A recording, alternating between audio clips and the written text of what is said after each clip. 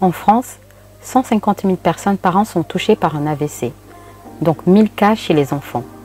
Selon la Société française de neurologie vasculaire, la majorité des AVC surviennent chez les enfants en bonne santé, faisant ainsi de l'AVC pédiatrique une des 10 principales causes de mortalité.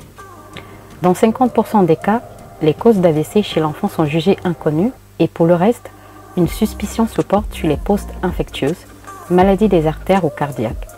Il s'agit alors ainsi d'un enjeu de santé publique. Pourtant, la plupart des familles découvrent ce handicap au moment même où le diagnostic est posé. Démunies, livrées à elles-mêmes et ne sachant quoi faire, 2 options s'offrent à elles. Trouver des solutions adaptées parfois par leurs propres moyens, ou alors s'isoler, voire se replier sur soi-même. Démarre ainsi le parcours du combattant pour ces familles, nécessitant des moyens matériels et humains. Ce constat, nous l'avons fait en donnant la parole aux familles concernées et en profonde souffrance face à ce handicap. Elles ont besoin de solutions, d'outils adaptés, de structures référentes, leur donnant accès à une plateforme d'échange, afin de s'apporter mutuellement entraide, force et courage.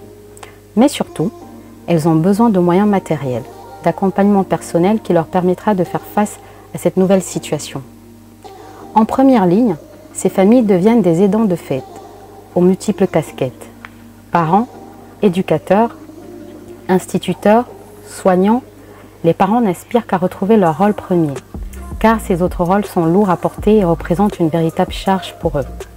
Ces situations de détresse et de souffrance profonde nous ont amenés à réfléchir à la façon dont nous pouvions agir et accompagner ces familles dans leur combat quotidien. C'est pourquoi, le 29 octobre 2023, Action Visible et Conto et ses parents ont décidé de se mobiliser pour une cause commune. Ensemble, nous lançons un appel massif à une mobilisation dans toute la France pour interpeller les pouvoirs publics à cet enjeu majeur de santé publique qu'est l'AVC pédiatrique.